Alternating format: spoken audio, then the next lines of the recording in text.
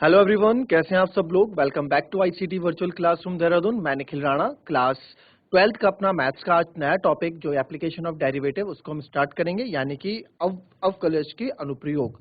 तो इसको हम स्टार्ट करेंगे, साथ में मैट्रिसेस के क्वेश्चंस भी करेंगे। कोई बात नहीं, मैट्रिसेस के इंपॉर्टेंट क्वेश्चन साथ रहेंगे, उसको भी हम कवर करते रहेंगे। तो अपनी क्लास शुरू करेंगे एंड शुरू करने से पहले हमेशा की तरह थॉट ऑफ द डे लेके चलेंगे। तो आज का थॉट ऑफ द डे है बच्चों, सफलता तब मिलती है जब आपके सपने आपके बहानों से बड़े हो जाते हैं। जी हाँ, जब हमारे सपने हमारे बहानों से बड़े हो जाते हैं तब जाके आपको हमें सफलता प्राप्त होती है। इट मीन्स कि यार ये मैं कर लेता, मुझे ये चीज मिल जाती अगर मेरे साथ ये ना हुआ होता। मतलब बहाने हमारे पास तैयार रहते हैं हर एक चीज। मैं पढ़ लेता, मेरे घर में अगर मेहमान ना आए होते, मैं कर लेता अगर मेरे साथ ये नहीं हुआ होता। कोई सबके साथ चीजें होती हैं, ये लाइफ है, सबके साथ चीजें होती रहती हैं, तो उसको मैनेज भी आपको ही करना होता है। ठीक है, तो चलिए चलेंगे स्मार्ट बोर्ड की तरफ। और तब तक हम वेट करेंगे स्कूल्स का पार्टिसिपेट करने का, क्योंकि अभी 10th से 12th एकदम स्विच हुआ है, तो it's take little bit time to come in the class. तो तब तक के लिए जो कल का क्वेश्चन है उसको स्क्रीन में लगा देंगे and I will wait for 1 minute and after that we will start our new topic application of derivative. Okay, then चलिए चलते हैं स्मार्ट बोर्ड की तरफ और करते हैं अपनी क्लास को शुरू। चलिए, ये कल का क्वेश्चन है, आप इसको देख लें तब तक, जिन्होंने कल नोट नहीं किया था। After that we will start our class.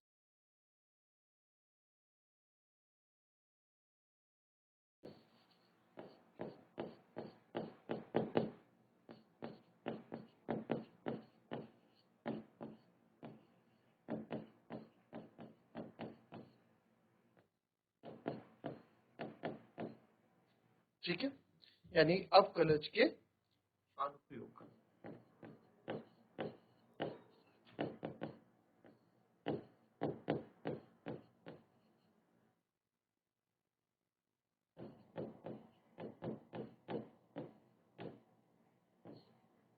ठीक है, अवकलज के अनुप्रयोग।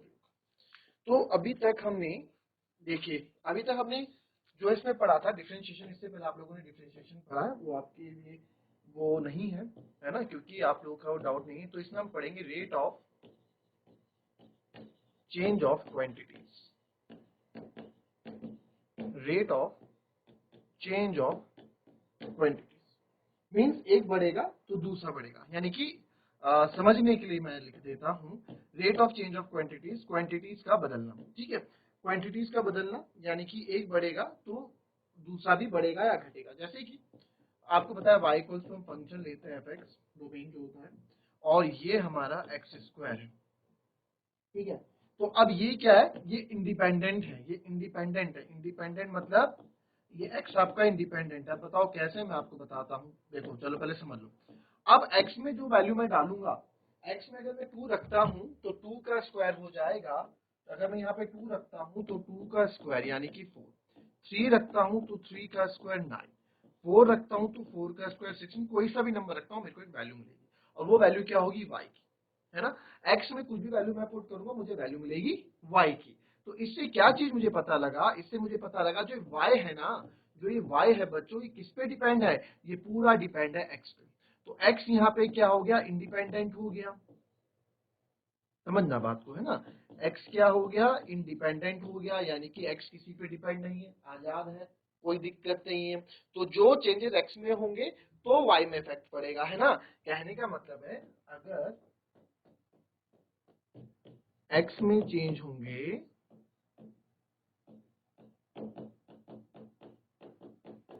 तो y पे इफेक्ट पड़ेगा। या दूसरी तरीके से हम कह सकते हैं, अगर y, तब y की वैल्यू किस पे डिपेंड करेगी, x पे डिपेंड करेगी। ठीक है, तो इसको हम इस चीज को हम अगर दर्शाते हैं, इस चीज को दर्शाया जाता है। ठीक है, x में चेंज है तो y पे इफेक्ट पड़ेगा, तो इस चीज को दर्शाया जाता है dy अपॉन dx। ठीक है, तो इस चीज को दर्शाया जाता है dy अपॉन dx से। कहने का मतलब जो ऊपर होगा, ऊपर यानी कि dy आपका dy होगा। dy मतलब देखो, डेरिवेशन मतलब जो होता है ना, डेरिवेशन मतलब होता है जो अभी तक हमने पढ़ा है डेरिवेटिव में, कि क्या चेंजेस आते हैं, है ना, कितना बदलाव आता है। तो dy मतलब dy यानी चेंज इन y, y में क्या चेंज आया, और dx मतलब चेंज इन x की, x में क्या आपका इसमें चेंज आया। बट यहाँ पे जो सोचने वाली बात है, सोचने वाली बात ये है कि ये तो आपका इंडिपेंडेंट वेरिएबल, कि भाई ये तो किसी पे डिपेंड नहीं करता, इंडिपेंडेंट है, किसी पे कोई आपका असर इसमें नहीं होगा, और ये आपका यहाँ पे डिपेंडेंट वेरिएबल हो जाता है। डिपेंडेंट मतलब इतनी इंग्लिश तो आपको समझ में आएगी ही। डिपेंडेंट वेरिएबल मतलब जो किसी पे डिपेंड है। डिपेंडेंट यानी कि किसी पे निर्धारित चर, तो वो उस पे डिपेंडेंट है और वो उस पे डिपेंडेंट नहीं है। ठीक है, तो इसमें इट मीन्स ये है कि ये इस पे जो आपका नीचे वाला है, ठीक है, ठीक है, तो यहाँ पे आप डिपेंडेंट है, यानी कि जो नीचे वाला आपको हमेशा मिलेगा, ठीक है, तो वो हमेशा आप याद रखना, जो भी नीचे आपकी वैल्यू होगी वो हमेशा इंडिपेंडेंट होगी, और जो ऊपर वैल्यू होगी वो हमेशा डिपेंडेंट होगी, किसके, नीचे वाले। तो ये dy बाई dx इस तरह से आपको समझ में आता है। ठीक है, इसका एग्जाम्पल भी आपको भी मैं बताऊंगा। फिलहाल इसको अगर आपको कुछ नोट करना है तो आप नोट कर लें। डिपेंडिंग, ठीक है, x हमारा इंडिपेंडेंट एक आजाद है, और y क्या है, y हमारा डिपेंडेंट वेरिएबल है। ठीक है, इसको जैसे हम बोल सकते हैं कि y is dependent on x, ठीक है, यानी कि y जो है x पर निर्भर है। ठीक है, और इंडिपेंडेंट वो आत्मनिर्भर है, मतलब उसको कोई दिक्कत नहीं। डिपेंडेंट वेरिएबल यानी कि ये किस पे निर्भर है, x की वैल्यू पे निर्भर करेगा कि y की क्या वैल्यू आएगी। ठीक है, ये इस पे निर्भर करेगा कि y की वैल्यू क्या आएगी। सिंपल आप लिख लो। ठीक है,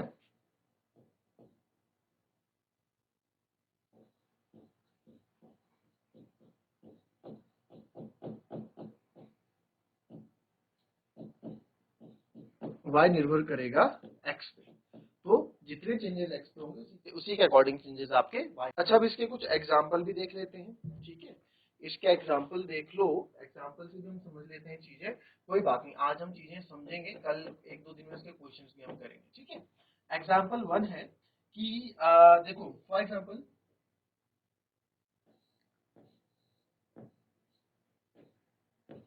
कोई बस है, कोई गाड़ी है। ठीक है, अब एक बार बताओ, ठीक है, ठीक है, अब इसमें एक चीज देखो, आप जितनी आप स्पीड बढ़ाओगे, जितनी आप स्पीड बढ़ाओगे उतना ही ज्यादा आप डिस्टेंस भी कवर करोगे।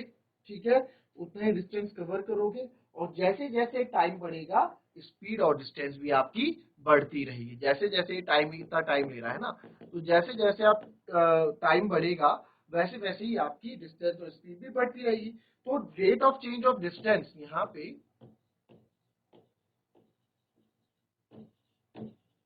अगर मैं rate of change of distance का रेट ऑफ चेंज बताऊं विद रिस्पेक्ट टू टाइम,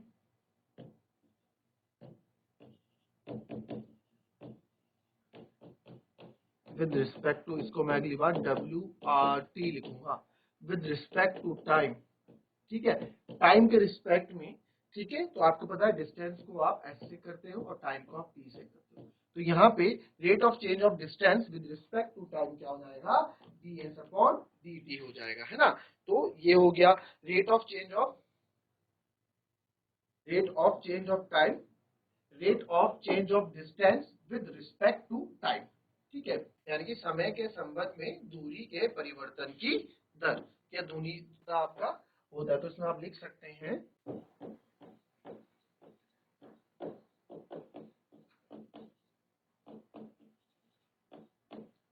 समय के संबंध में दूरी के परिवर्तन की दर। ठीक है, की दर, तो समय के संबंध में दूरी के परिवर्तन की दर, तो ds अपॉन dt। आई बात समझ में, ठीक है, ds अपॉन dt ये हो गया। ठीक है, अब इसमें एक एग्जांपल और, एक एग्जांपल और आप ले लो। चलो एक सर्कल का एग्जांपल हम ले लेते हैं। ठीक है, एक सर्कल का एग्जांपल हम यहाँ ले लेते हैं कि मेरे पास कोई सर्कल है। ठीक है, अब एक बात बताओ, इसका कोई रेडियस होगा सेंटर से। ठीक है, तो जैसे जैसे मैं रेडियस बढ़ाऊंगा वैसे वैसे क्या है, इसका एरिया भी बढ़ेगा। जैसे जैसे आप इसकी त्रिज्या, ठीक है, ये सर्कल है मेरे पास, तो जैसे जैसे मैं रेडियस बढ़ाऊंगा यानी त्रिज्या बढ़ाऊंगा वैसे वैसे इसका क्षेत्रफल भी बढ़ेगा, है ना। तो rate of change of area of circle, यहाँ पे आप लिख सकते हैं rate of, rate of change of area of circle, ठीक है, rate of change of area of circle with respect to radius, क्या हो जाएगा? आप बोलेंगे सर ये क्या बता रहे हो आप? यहाँ ये बता रहा हूं जितना रेडियस आपका बढ़ेगा उतना एरिया बढ़ेगा, जितना रेडियस कम होगा उतना ही आपका एरिया कम होगा। तो सारी जो चीजें हैं वो किस पे चेंज हो रही हैं, वो किस पे डिपेंड कर रही हैं? हमारे रेडियस पे। तो रेडियस कहाँ आना चाहिए, यानी कि जो इंडिपेंडेंट वेरिएबल होता है वो कहाँ आता है सर? वो नीचे आता है। अभी बताया ना डीवाई बाई डी एक्स में, ये डीवाई बाई डी एक्स में बताया ना, जो इंडिपेंडेंट होता है, जो इंडिपेंडेंट होता है वो हमेशा नीचे आपको देखने को मिलेगा। ठीक है, तो आपको ये चीज भी आपको याद रखनी है इसमें। ठीक है, तो वही चीज यहाँ पे भी आपको देखने को मिली, rate of change of area of circle with respect to radius. ठीक है, तो क्या हो जाएगा भाई, हमें किस पे चेंज, एरिया पे चेंजेस मिल रहे हैं, किसके रिस्पेक्ट पे? रेडियस के रिस्पेक्ट पे। यानी कि जितने चेंजेस रेडियस में आएंगे उसके ही आपको विद रिस्पेक्ट टू रेडियस। तो यानी कि इसको आप सिंपल अगर लिखना चाहें तो इसको मैं लिख सकता हूं यहाँ पे, त्रिज्या के संबंध में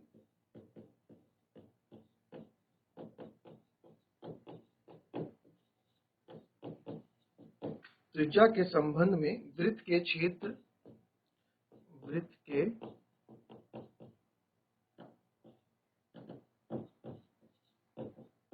क्षेत्र के परिवर्तन की दर। ठीक है, तो यहाँ पे त्रिज्या के संबंध में, त्रिज्या के संबंध में क्यों? क्योंकि त्रिज्या एक इंडिपेंडेंट वेरिएबल और किसी पे डिपेंड नहीं है। ठीक है, चलो ये तो आपने लिख दिया। अब रेट ऑफ चेंज, इसमें और चीज मैं आपको बता देता हूँ, ये आपने लिख दिया होगा। फिर इसमें एक चीज और आपकी आ जाती है,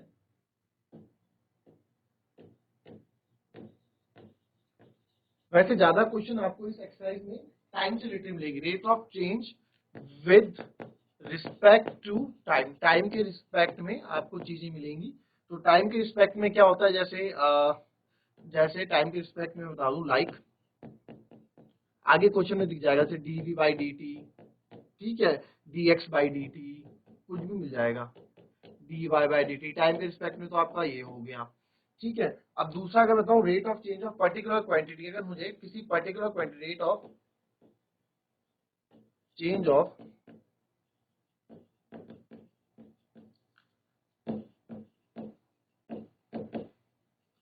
पर्टिकुलर क्वांटिटी, इसका एग्जांपल क्या है? इसका एग्जांपल है, आप कार में हैं, ठीक है, आप गाड़ी में हैं और आप बस में हैं, चाहे अब बस ट्रैफिक में चल रही है, एक तो हाईवे में चलती है, हाईवे अपनी स्पीड से चल रही है, अब चल रही है, अब यहाँ पे एक स्टॉप इसका यहाँ पे है, ठीक है, यहाँ पे रुकेगी स्टॉप 1 में, फिर यहाँ पे क्राउडेड एरिया है, यहाँ पे थोड़ा स्पीड अपनी अलग कर देगी क्राउडेड एरिया में, फिर स्टॉप 2 इसका आ जाएगा। तो इसकी स्पीड अलग अलग आपको देखने को यहाँ पे मिल जाएंगी, है ना। तो अब आप चाहते हैं कि भी पर्टिकुलर क्वांटिटी में जब उसकी स्पीड इतनी किलोमीटर थी, या जब वो यहाँ पे थी, इस डिस्टेंस में थी, तो कितना रेट ऑफ चेंज आया, इस तरह के क्वेश्चन आपके बनेंगे। तो उसके लिए आपको बनाना पड़ता है d y by d x, ठीक है, और जिस पे एक्स की पर्टिकुलर क्वांटिटी आपको दी होगी उस पे क्वेश्चन आ जाएगा। ठीक है, आप बस अभी समझ जाओ, ये चीजें आपको भी देखने को आगे मिल जाएंगी। ठीक है, ये क्वेश्चन इसको लिख लो अभी फिलहाल। चलिए लिख लिया। अब देखो क्वेश्चन को सॉल्व कैसे करना है, आज उसको सीख लेते हैं। ठीक है, how to solve the question.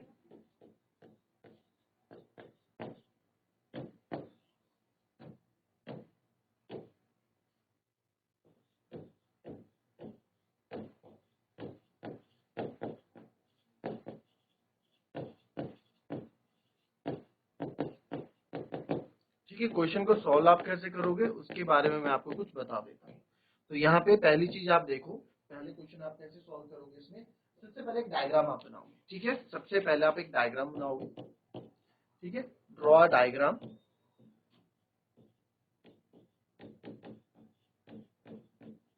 ठीक है, एक डायग्राम आप बनाओगे।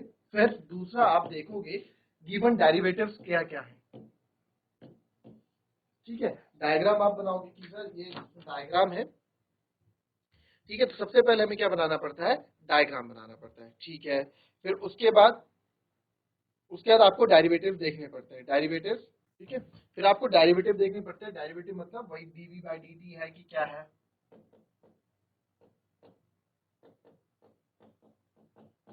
गिवन डेरिवेटिव आपको देखने पड़ते हैं। डेरिवेटिव में आप क्या समझते हो, गिवन की डेरिवेटिव में क्या क्या दे रखा, जैसे like dv by dt given क्या है और हमें फाइंड क्या करना है। कहने का मतलब ये है, इसका सिंपली मतलब है कि गिवन क्या है और निकालना क्या है या फिर फाइंड क्या करना है, ये हमें उससे पता लगता है। ठीक है, ये हमें पता लग जाएगा। अभी क्वेश्चन में आप समझोगे सब चीजें, ये तो स्टेप है ताकि आपको याद रहे कि आपको करना कैसे कैसे। तीसरा फॉर्मूला बताओगे, वो जिस बेस पे पूछेगा तो फॉर्मूला जिसका बन रहा है, किसका फॉर्मूला बन रहा है वो आप करोगे, वो फॉर्मूला आप याद रखोगे। फिर आप डिफरेंशिएशन करेंगे, ठीक है, फिर आप डिफरेंशिएशन करेंगे। डिफरेंशिएशन करना तो आप लोगों को आता ही होगा, है ना। चैप्टर नंबर 5 में हम सब ने पढ़ा है डिफरेंशिएशन आप कैसे करते हैं। आप चेन रूल लगाओ, आप अब आपको पता है कोई सा भी डिफरेंशिएशन आप कर सकते हो, तो वही डिफरेंशिएशन आपको करना है। ठीक है, डिफरेंशिएशन करोगे, उसके बाद अगर कुछ आता है कांस्टेंट ऐड करना है तो आप कोई अचर भी इसमें ऐड कर सकते हो। तो ये कुछ 4-5 पॉइंट्स है जो आपको इसमें ध्यान रखने पड़ते हैं। ठीक है, इसको देख लो एक बार, उसके बाद हम नेक्स्ट इस पे क्वेश्चन करेंगे। पहले देख लो, चलिए अब नेक्स्ट क्वेश्चन पे आ जाते हैं। अब इस पे हम एक क्वेश्चन देख लेते हैं। अब आपसे पूछा है find the rate of change of the area of circle per second with respect to its radius when radius equals to 5 centimetre. ठीक है, हमसे क्वेश्चन पूछा तो बहुत इजी है। अब आप ये मत बोलना कि सर इसमें बहुत सिंपल सी इंग्लिश इसमें यूज की गई है, कुछ इतना बड़ा इसमें रॉकेट साइंस नहीं है। ठीक है, क्या बोला गया है, find the rate of change of the area of a circle per second with respect to its radius when radius equals to 5 centimetre. ठीक है, तो आप इसमें देखेंगे यानी कि आपको क्या निकालना है भाई एरिया ऑफ सर्कल बताना है कि जब उसकी त्रिज्या 5 सेंटीमीटर होगी तो उसमें कितना आपको चेंजेस देखने को मिलेगा। सिंपल, त्रिज्या 5 सेंटीमीटर के बराबर होने पर इसकी त्रिज्या के संबंध में प्रति सेकंड क्षेत्रफल के परिवर्तन की दर ज्ञात करें।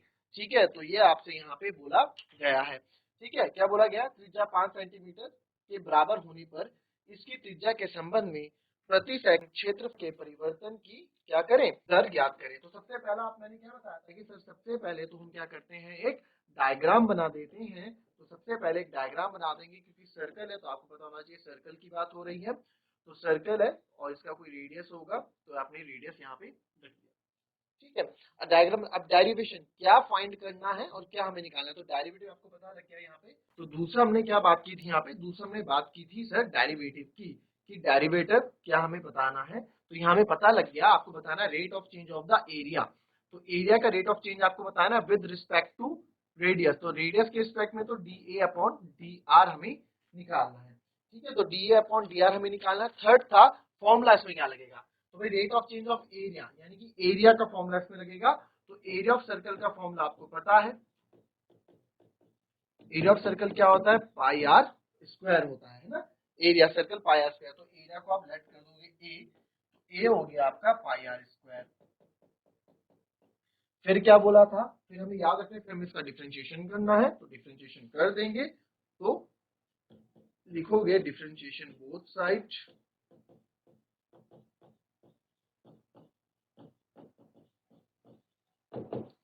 विद रिस्पेक्ट टू, किसके रिस्पेक्ट में होंगे दोनों साइड आपके डिफरेंशिएशन, आर के रिस्पेक्ट में, रेडियस के रिस्पेक्ट में। ठीक है, रेडियस के रिस्पेक्ट में क्यों होगा, रेडियस के रिस्पेक्ट में इसलिए होगा क्योंकि आपसे पूछा है कि भाई आप ये बताओ कि इसका रेडियस जब 1 होगा, कभी r 1 सेंटीमीटर होगा, तब इस क्षेत्र इस एरिया सर्कल का एरिया अलग होगा। जब रेडियस आपका 2 सेंटीमीटर होगा तो अलग आएगा, जब 5 सेंटीमीटर होगा तो अलग आएगा। तो 5 सेंटीमीटर पे कितना चेंजेस इसमें आपको देगा, अब एरिया नहीं पूछा, आपसे पूछा कितनी दर से वो चेंज होगा। तो डीए बाई डी आर आप निकालोगे तो यहाँ पे हो जाएगा डी रिस्पेक्ट डी ए अपॉन डी आर, पाई का पाई कांस्टेंट रहेगा, आर का 2r हो जाएगा, है ना। तो ये 2 पाई आर हो जाएगा। चलो मैं इसको एक स्टेप और बढ़ा देता हूँ। पाई कांस्टेंट पता है ना आपको, तो d by d r of r square, d by d r of r square. इसको आप आगे करोगे तो डी ए अपॉन डी आर, डी ए अपॉन डी आर हो जाएगा 2 पाई आर। जब आप इसको सॉल्व कर लोगे तो d a by d r 2 pi r हो जाएगा, यानी कि 2 पाई आर कितना, ये मैंने क्या बताया था, रेट ऑफ चेंज बताता है। तो एरिया में कितना चेंज आया, एरिया में sir 2 pi r times change आया। तो 2 पाई आर टाइम्स क्या है, यहाँ सेंटीमीटर लिखा है ना, सेमी जब सेंटीमीटर की बात चलिए तो sir 2 pi R centimetre square, क्योंकि एरिया स्क्वायर में होता है, पर सेकंड। टाइम हम हमेशा सेकंड में इसमें लेंगे, तो और सेकंड में इसलिए लेंगे कि क्वेश्चन में बोला है। तो it means sir 2 pi R centimetre square पर सेकंड की दर से यहाँ पे चेंज हो रहा है, यानी कि जब जब आप रेडियस बदल रहे हो तो 2 पाई आर सेंटीमीटर स्क्वायर पर प्रति सेकंड की दर से आपका क्या हो रहा है चेंज हो रहा है। पांचवा आपको कांस्टेंट पूछा गया डीए बाई डी आर, जब रेडियस कितना है 5 सेंटीमीटर, यही तो पूछा गया। तो आप यहाँ वैल्यू रख दोगे, 2 पाई आर की जगह 5 रख देंगे, तो ये आ गया 10 पाई सेंटीमीटर स्क्वायर पर सेकंड। यानी कि जब आप रेडियस 5 सेंटीमीटर करोगे, जब आप रेडियस 5 सेंटीमीटर उसका कर दोगे तो 10 तो आपका पाई सेंटीमीटर स्क्वायर, ठीक है, 10 पाई सेंटीमीटर स्क्वायर पर सेकंड में आपका क्या होगा, एरिया चेंज होगा। यानी कि हर एक सेकंड में आपका 10 पाई सेंटीमीटर स्क्वायर एरिया चेंज होता रहेगा, ठीक है। तो यहाँ पे ये दर आपको यहाँ पे मिल गई कि क्षेत्रफल के परिवर्तन की दर क्या है, 10 पाई सेंटीमीटर स्क्वायर पर सेकंड, यानी कि एक सेकंड में 10 पाई सेंटीमीटर स्क्वायर चेंज हो रहा है। क्लियर, ठीक है। So that's all for today बच्चों, मिलेंगे कल की नेक्स्ट क्लास में, तब तक के लिए be happy, be healthy and be safe. Thank you and have a nice day.